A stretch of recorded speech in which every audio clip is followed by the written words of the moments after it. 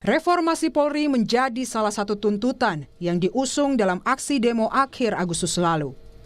Merespon tuntutan publik, Kapolri telah membentuk tim transformasi Reformasi Polri yang beranggotakan perwira tinggi dan menengah Polri. Di sisi lain, Presiden Prabowo Subianto akan segera mengumumkan Komite Reformasi Polri. Menteri Sekretaris Negara Prasetyo Hadi menyatakan, Komite Reformasi Polri berbeda dengan tim bentukan Kapolri. Prasetyo mengungkap, tim Komite Reformasi Polri yang akan diumumkan Presiden beranggotakan 9 orang. Di antaranya ada nama mantan Menko Polhukam Mahfud MD dan juga beberapa nama mantan Kapolri. Berarti berbeda ya Pak, tim di internal dengan kebentukan di pemerintah nanti? Iya kan semangatnya sebenarnya sama ya, tapi kemudian kan di internal kepolisian juga perlu kita apresiasi, kita membentuk tim reformasi. Mas, kabarnya juga Pak Mahfud udah setuju untuk bergabung. Insya Allah. Insya Allah. Kabarnya ada mantan Kapolri? Ada. Beberapa nama. Tapi isinya berapa orang sih Mas? Mungkin kurang lebih ya sekitar 9. Mantan Menko Polhukam Mahfud MD bilang telah menerima tawaran untuk bergabung dalam Komite Reformasi Polri yang dibentuk Presiden Prabowo.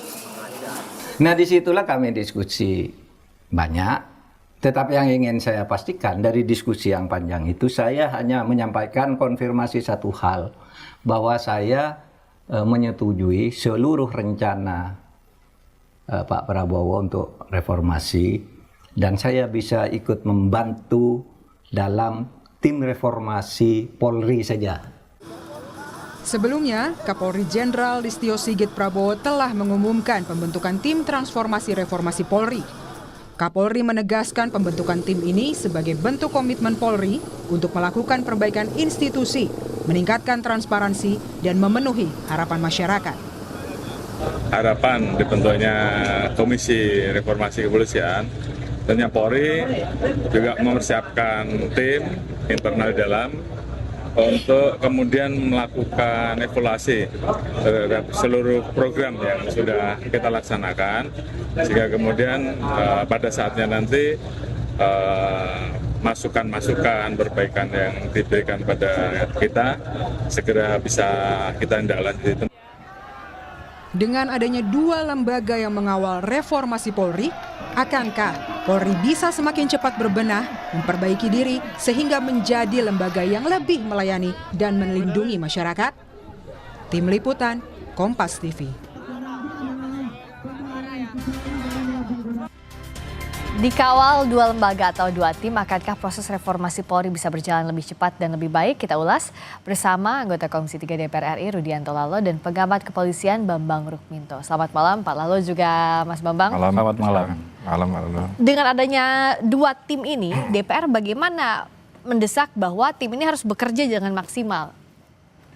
Yang pertama tentu pembentukan tim transformasi reformasi Polri yang dibentuk oleh Pak Kapolri. Ya. Saya kira itu kita harus tanggapi sebagai respon cepat untuk menerjemahkan apa yang menjadi keinginan publik, keinginan Bapak Presiden yang ingin membentuk Komite Reformasi Polri. Yang sampai hari ini memang belum dikeluar kepresnya siapa-siapa nanti yang duduk di Komite Reformasi Polri.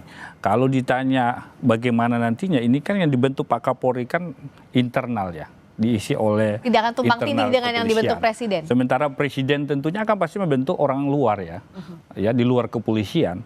Tentu kalau ini kemudian duduk bersama, itu kan bagus, ya kan? Ada 2 internal dan eksternal duduk bersama kemudian merumuskan ide-ide gagasan apa yang kemudian lahir untuk perbaikan Polri ke depan, kan itu. Ya. Apa yang perlu diperbaiki Polri, tim inilah yang akan bekerja bersama saya kira. Karena kalau hanya sekedar Komite Reformasi dibentuk Presiden, tentu pasti akan berkoordinasi dengan internal kepolisian. Sehingga ketika kemudian sudah ada bentukan Pak Kapolri, ini akan sinergi nantinya, kolaborasi untuk merumuskan gagasan apa untuk memperbaiki Polri. Kalau Mas Bambang lihatnya 2 struktur ini ya, yang dibentuk internal Polri, yang dibentuk Presiden, apakah akan bisa saling melengkapi atau semestinya digabung dalam satu tim? Harusnya bisa saling melengkapi ya. Tadi saya barusan dari Mabes Polri mengikuti rapat dengar pendapat ya kawan-kawan dari beberapa kawan-kawan dari luar, saya dan banyaklah tokoh-tokoh, Mas Prof. Hermawan Sulistyo, Prof. Basuki, Reksobowo, banyak tadi, ada sekitar 32 tokoh yang membahas yang ini hadir, khusus, Mas? membahas ini juga, membahas tim. Tadi nomenklaturnya sudah berubah ya. Apa itu? Menjadi tim akselerasi transformasi Polri.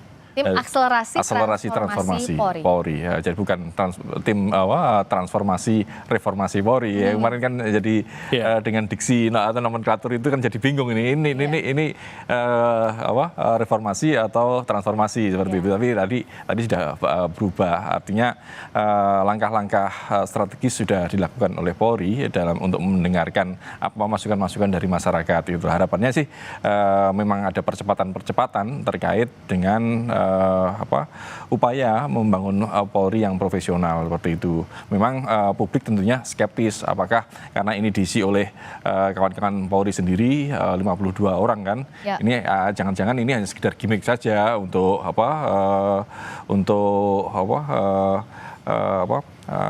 keluar dari desakan publik seperti itu kan, karena selama ini yang terjadi seperti itu. Makanya tadi juga terungkap juga karena ketua timnya adalah Prof. Krisnanda Kalemdikpol. Beliau kan pensiun 3 bulan ini. Saya sampaikan juga jangan-jangan ini 3 bulan selesai kan seperti itu kan. Jangan sampai seperti itu juga karena problem harus benar-benar beres gitu. Dan yang ini bukan sebagai upaya pencitraan, tapi benar-benar membangun atau melakukan transformasi yang lebih substansial seperti itu. Yang substansialnya tuh apa kalau dari DPR yang harus dikejar oleh tim ini? Saya kira kan kalau bicara 3 hal struktural udah bagus ya kan. Semua sudah diatur misalkan pada hal penegakan hukum kan, instrumental pun juga begitu, doktrin aturan sudah bagus. Cuma memang yang problem hari ini yang banyak didiskusikan publik hanya kultur ya, ya kultur ya, ini budaya yang terjadi di lingkungan Polri misalkan. Yang dalam dialog sebelumnya juga kita bahas itu ya. Kita bahas itu. Kultural. Nah ini yang harus dibenahi saya kira. Kalau informasi dari Polri sendiri bahwa pengaduan yang banyak datang dari masyarakat itu adalah di kesatuan serse, serse kriminal umum yang banyak aduan masuk di Polri. Berarti kan yang banyak harus dibenahi di situ di kesatuan sersenya. Berarti kan bicara penegakan hukum. Berarti ada celah-celah mungkin. Ya ini juga ke depan kita harus selesaikan hukum acara kita sebagai pedoman hukum material kita, sebagai itu yang menuntun APH dalam menegakkan hukum. Jangan sampai aturan-aturan yang misalkan hari ini KUHAP kita tidak ada kepastiannya soal limitasi waktu kapan penyelidikan, kapan penyidikannya, kapan tersangka berakhir dan sebagainya. Itu kan membuka ruang-ruang celah ya untuk penyalahgunaan kewenangan, penyalahgunaan kekuasaan. Sehingga itu yang dikeluhkan oleh masyarakat kita hari ini. Nah, ini yang menurut saya fokusnya. Karena kalau bicara kepolisian, dari Babin Kamtipmas, ujung tombak Polri di tingkat desa kelurahan, itu sangat respon masyarakat luar biasa, Pak Bambang. Luar biasa. Orang senang polisi yang bertugas di level desa, kelurahan, tapi itu ujung tombak Polri. Itu yang jadi tetapi bila mana di satuan tertentu, ini kan satuan tertentu banyak kesatuan ya. Lalu lintas misalkan, dulu banyak aduan soal lalu lintas, tapi hari ini dengan digital, semua bisa dipantau oleh masyarakat. Nah, tapi serse ini penegakan hukum berarti. Ya penegakan hukum mungkin koreksi ya. Nanti kasus viral baru diusut misalkan, ya kan? No viral, no justice. Itu kan keluhan-keluhan masyarakat hari ini. Dan itulah menurut saya fokus tim reformasi untuk membenahi sektor-sektor yang mana banyak aduan laporan masyarakat. Nah, apakah ini yang tadi dibahas, aduan laporan masyarakat soal penegakan hukum yang jadi prioritas? Benar, salah satu yang dibahas tadi masukan dari kawan-kawan ya terkait dengan penegakan hukum itu. Karena polisi ini kan ujung tombak dari national security system sama criminal justice system kan seperti itu. Artinya dan yang menjadi keluhan-keluhan yang selama ini terjadi memang di penegakan hukum gitu loh. Kasus-kasus kalau no viral no justice dan yang lain-lainnya itu kan seringkali menjadi sorotan masyarakat. Bahkan tadi Pak Wakapolri Komjen Dedi juga menyampaikan secara terbuka terkait dengan assessment yang dilakukan oleh Polri sendiri bahwa ternyata dari sekian jumlah berapa 5.000 lebih dari Polsek, Kapolsek misalnya, terus kemudian Kapolres itu 60% unperformance itu. Kemudian bahkan 80% Dirkrim, saya tadi sempat kurang mendengar ya, SUS atau itu 80% tuh unperformance. Artinya kan ada sesuatu yang problem di kepolisian gitu loh. Memang dan itulah yang harus dibenahi. Nah, dari mana dibenahinya dan apa kritik yang harus segera dijawab, tapi usai jeda di Sapa Indonesia Malam.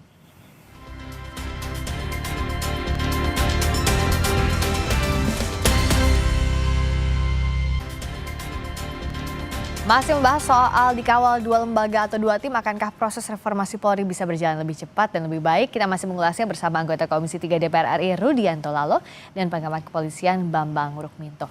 Jadi dengan data tadi ya yang Mas Bambang sampaikan itu apa yang harus dilakukan, langkah taktisnya lah? Secara normatifnya kan kita sudah tahu ya apa yang jadi problem. Taktisnya gimana? Saya kira pengawasan paling utama. Ya, pengawasan internal, pengawasan eksternal. Terhadap polisi ya oknum ya yang misalkan rekam jejak, dapat pengaduan, laporan, itu harus menjadi bahan masukan bagi pimpinan untuk memberi reward and punishment. Kalau ada oknum polisi banyak laporan misalkan dari masyarakat, harusnya jangan diberi tempat gitu kan, jangan diberi ruang di institusi kepolisian. Begitupun sebaliknya, kalau ada polisi yang berprestasi karena misalkan dia tidak kenal pimpinan-pimpinan, justru polisi seperti ini yang harus diberi ruang untuk menempati pos-pos penting di kepolisian. Artinya meritokrasinya harusnya jalan. Ya, benar, meritokrasi, terus kemudian sistem pendidikan, itu harus semuanya harus dibenahi. Dan tadi reward and punishment, karena selama ini karena meritokrasi tidak berjalan, karena reward punishment-nya juga tidak jalan gitu loh. Dan seperti yang disampaikan Pak Rudi tadi, kontrol pengawasan itu penting. Makanya kalau selama ini mengapa itu terjadi, ya kontrol pengawasannya lemah gitu loh. Makanya dengan adanya tim reformasi yang dibentuk Presiden, harapannya ini bisa mendorong ini. Ini ada kendala apa sih Polri kok tidak bisa melakukan itu seperti itu kan. Artinya kalau ada dorongan dari pemerintah, dari Presiden, ini akan agak akselerasi ini ada gitu loh. Tanpa ada itu ya masyarakat pesimis lah. Ya. Nah, kalau dari bayangan DPR, nanti saya akan tanya juga ke Mas Bambang. Tapi sebenarnya idealnya bagaimana? Apakah dari internal kasih problemnya apa aja lalu diselesaikan dengan tim reformasi yang dibentuk Presiden, atau justru temuan dari tim reformasi Presiden yang terdiri dari eksternal ini yang kasih catatan untuk internal? Ya, semua saya kira bisa, mau eksternal, mau internal, kalau muaranya tujuannya untuk perbaikan institusi Polri, saya kira semua harus terbuka untuk menerima itu. Karena niatnya adalah perbaikan. Kami di Komisi 3 DPR selalu rapat dengar pendapat dengan mitra kepolisian karena adanya aduan masyarakat tentang misalkan proses penegakan hukum yang misalkan tebang pilih, penegakan hukum yang misalkan bermasalah gitu kan. Nah, karena dua masyarakat itu kita sampaikan bahwa betul-betul Polri harus menindak tegas apabila misalkan oknum-oknum melakukan yang melanggar hukum. Jangan ada kesan impunitas, jangan kesan melindungi anggota, supaya betul-betul ada disiplin di situ. Ya, pendisiplinan terhadap anggota yang melanggar misalkan. Karena kapan dilindungi, maka kesan akan itu tadi persepsi masyarakat citranya akan buruk. Ya, karena citra kepercayaan publik itu yang jadi taruhannya. Kalau Mas Bambang soal konsep tadi gimana? Apakah kritik ini dari eksternal dulu, tim reformasi yang dibentuk Presiden dulu, atau ada semacam inventaris apa saja yang jadi masalah dari internal? Ya, pembentukan tim transformasi oleh transformasi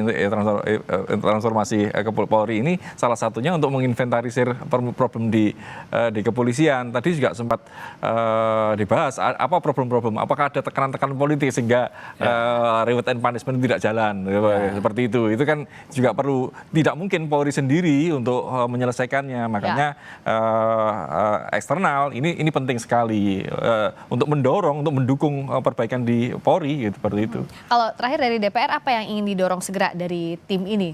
Ya, kami berharap karena ini menjadi keinginan publik, keinginan Bapak Presiden dan Kapolri itu sudah menindaklanjuti. Kita berharap tim akselerasi transformasi Polri ini bergerak cepat, memetakan apa persoalan, apa akar masalahnya, lalu kemudian menindaklanjuti di lapangan. Yang pasti tidak sekedar bentuk-bentuk tim, tetapi actionnya di lapangan itu yang penting. Yang utama adalah, menurut hemat saya, reward and punishment itu harus jalan. polisi yang berprestasi harus diberi tempat dan ruang. Polisi yang melanggar hukum misalkan banyak aduan, banyak laporan, jangan diberi tempat.